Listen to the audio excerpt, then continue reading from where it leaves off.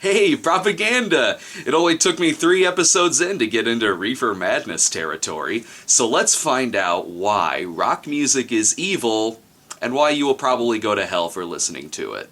Rock It's Your Decision is a fundamentalist paranoia film about why rock music is a tool of Satan. But according to the movie, at least when you go to hell, you'll have plenty of rock music to listen to. Shit, actually it's all probably just gonna be Nickelback. First and foremost, this is not a video of me attacking religion. I would be saying these things no matter what group put out this arguably slanderous film. It's a stupid movie made by very, very stupid people who don't speak for their entire religion. The movie opens at an unnamed concert, and suddenly I feel like I did when I wrote the Grizzly 2 video. Same production quality and everything. Maybe this movie is unfinished as well. It is only 50 minutes. The music we're hearing is coming from the collection of Jeff, a Christian teenager constantly fighting with his mother over rock music. Jeff! I'm sick and tired of telling you to turn that junk down. Now turn it off! Oh, Mom, get off my back! I can't get any privacy around here. You think you can't find privacy now? When do you discover masturbation? Jeff's mother thinks his music is evil, but let's listen to that song again.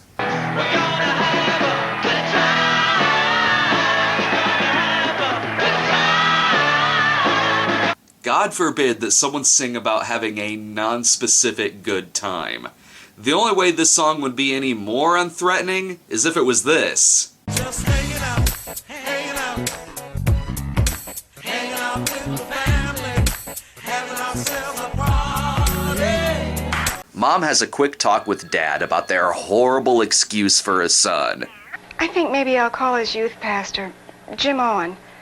Maybe he'll be able to remind Jeff what the Bible says about obedience. Good idea. Or you can remind him of obedience. You are his parent. We meet some of Jeff's friends at church, and if they're any more dangerous than Jeff, I'm sure they're on the verge of busting out a Ouija board. Getting tired of hearing every evangelist we get in here come in and tell me how sinful I am. Last year it was get your hair cut. What's wrong with your haircut? In the early 80s, everyone wanted the Charles Rocket. Once church is over, he returns to his wicked, sinful ways of having taste in music. You're home early. How was the youth meeting tonight? Oh, it was pretty good. 2 kids got saved. Was there an exorcism at this church service? Or a fire? He should really be more specific with that statement. I like how the song he's listening to is literally just repeating the phrase, devils and demons. Usually you have to play the album in reverse to get those lyrics. Jeff's mom meets with the youth minister, Brother Owen, to get some insight on Jeff's fascination with rock. Mrs. Sims, kids identify so closely with their music that if someone attacks that music, it's a personal attack on the kids themselves. Sometimes that's true. I hate most of today's music, and I also hate most of today's youth. Do you watch soap operas on television? Yes, but what does that... Mrs. Sims, Jeff could scripturally come up with the same arguments for why soap operas are bad as you could for why rock music is bad. Again, very true. Back in the 80s, my love for Tears for Fears did stem from my mom's love of Patch and Kayla. Okay, I love Patch and Kayla too. Days of Our Lives was awesome in the 80s. That's when it had Nick the Pimp. Here's where Brother Owen starts to lose me. Rock music is one of the most difficult things a Christian young person must deal with. That and correctly learning about safe sex. Brother Owen, I've been so confused lately. I still don't know if I've come to terms with Phil Collins taking over for Peter Gabriel.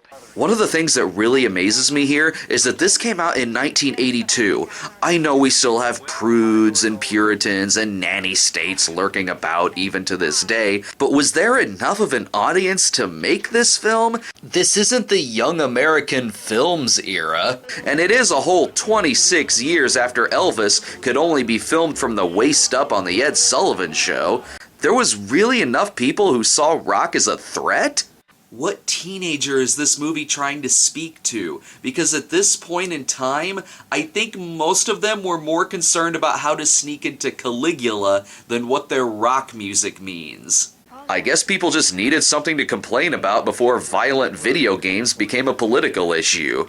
Anyway, back to your generalizing. Mocking God, the occult.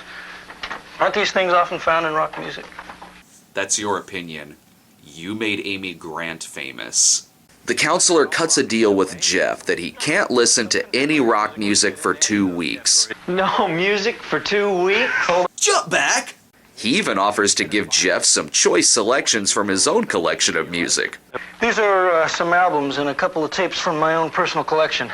It's this new up-and-comer named Marilyn Manson. I think he's going places. Oh, and here's some Godsmack. Also, if Jeff chooses to listen to rock music, he must provide 10 verses from the Bible on why that's a good decision. Opinions change all the time, but God's word never changes.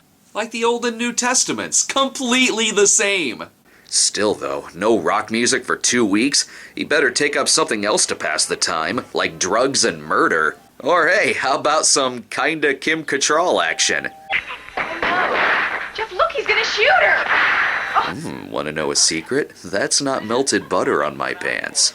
This is Jeff's friend Melissa, who comes to remind him about the concert that they were going to. Jeff, did you get the tickets to the rock concert?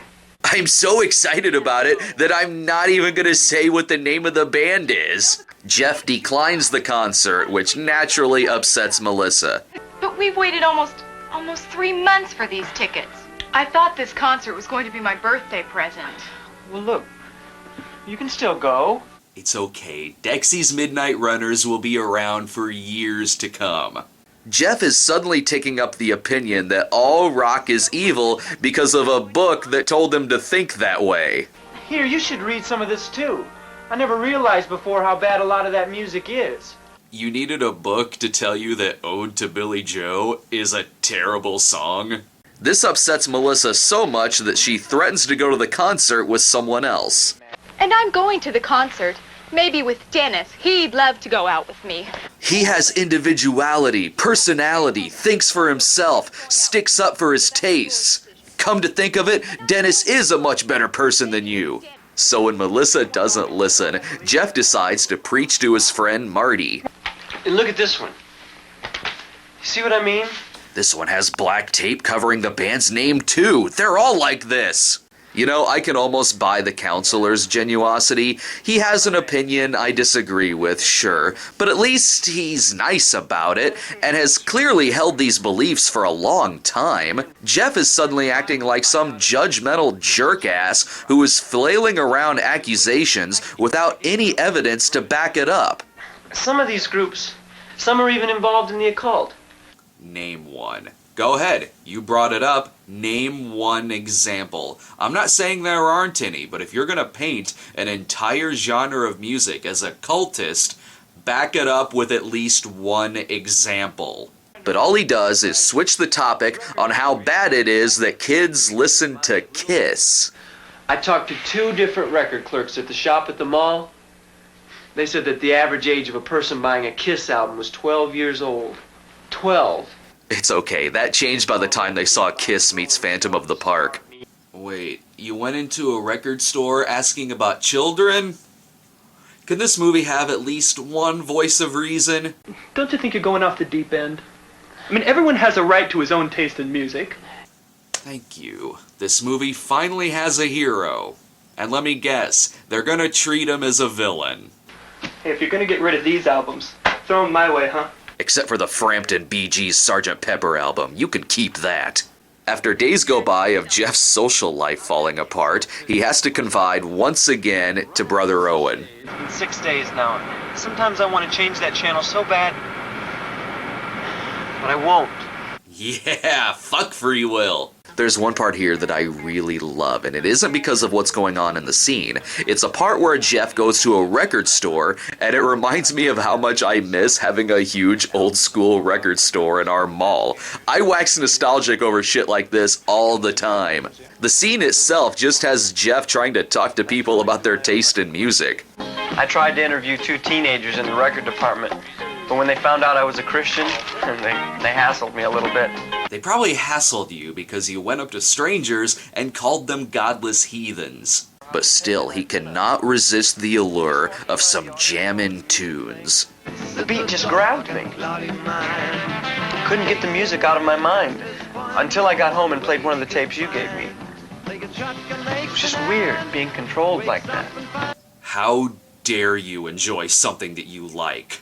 You know, at this point, this is getting kind of sad. We are looking at a movie about how this kid's elders are taking something as innocent as his taste in music and using it to destroy his personality and his life. Some sinful habits I had to get rid of instantly, but other things that had played a big part of my life, well, I had to give them up. Not all rock music is about sex and drugs. Just like not all Christians think that rock music is evil. Now, with the work almost completed, you're facing some difficult choices. It's not as easy as a simple yes or no, is it?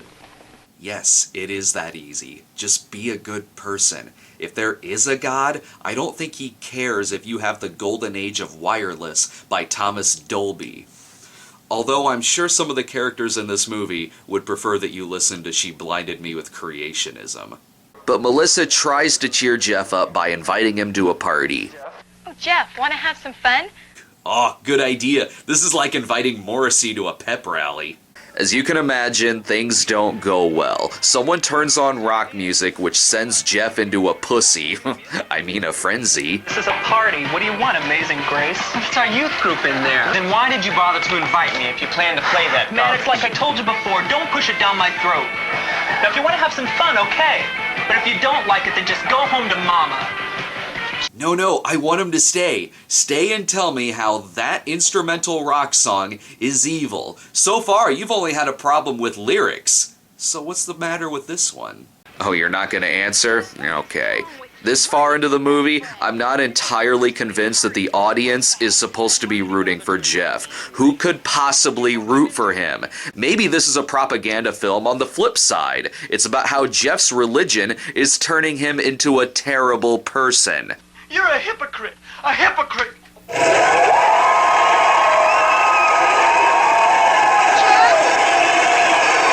Jeff returns to the party because if his life is going in a downward spiral of depression, he's taking his friends with him.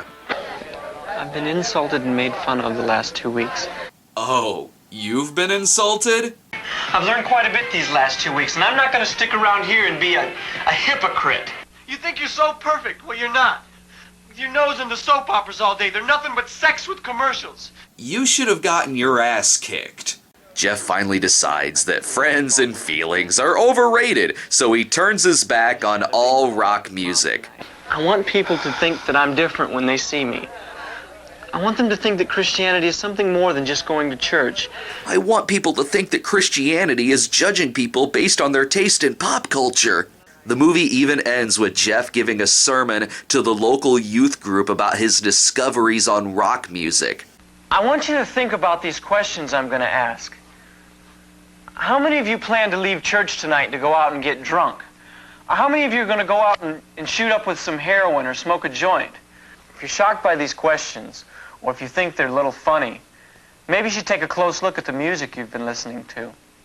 Because music is on par with shooting up heroin. Just walk into some record store that's playing a really good get-down beat. See what the music does to you. Have any of you ever seen a rock concert on TV?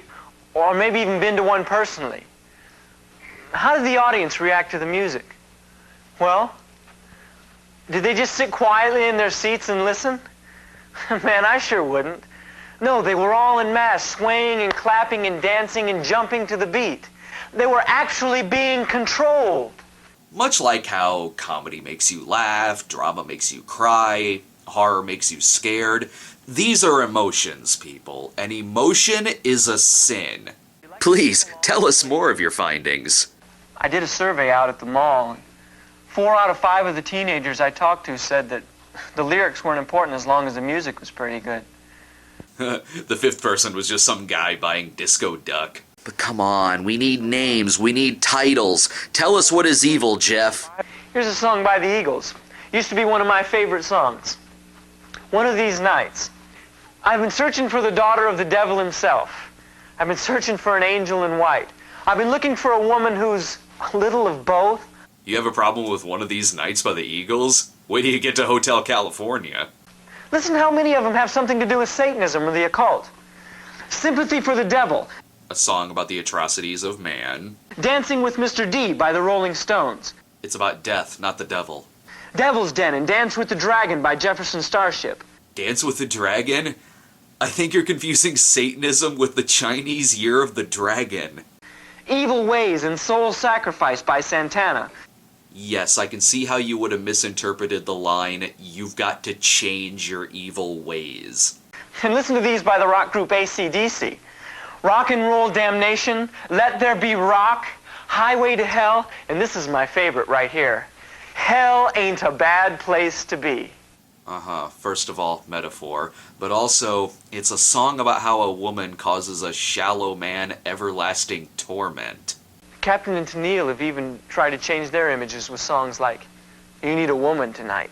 Oh, the Captain and Tennille is a sin now too? Calling the Captain and Tennille a sin is a sin against the word sin. Dude, I totally want to get in on this too. Okay. Oh, you belong to the city, like how Sodom and Gomorrah was a city. More. The words spoken by a porn star. Oh, cuts like a knife? Sure, let's advocate mass murder. Evil woman, need I say more? Fucking Jezebel. The Reflex, thank you. A song about an erection. I could go on and on with this, but here's where I stop. What are the main themes of rock music? When I went through my own record collection, I was shocked. And what about the lifestyles of the popular groups and artists? Some are admitted homosexuals. Kid, go fuck yourself. Your decision is to not listen to rock music. Fine. My decision is that I don't have to listen to any more of what you have to say, because as soon as you bring your homophobic beliefs into this one-sided conversation, I am done with you. You want to say music is evil, fine, that's your right, but you at least have to back it up. This is a really depressing movie. I'm not kidding. This is actually one of the more depressing things I've sat through, and I watched Sallow in a Serbian film. This is a movie about a kid whose love for music is transmorphed into something quote-unquote evil by his paranoid parents until he is turned into a raving, bigoted fanatic who loses his friends, his personality, and any sense of independence. You can make your point without writing off an entire genre of music as a tool of devil-worshipping, drug-abusing homosexuals. That makes you sound fucking crazy. Especially when your examples are debunked.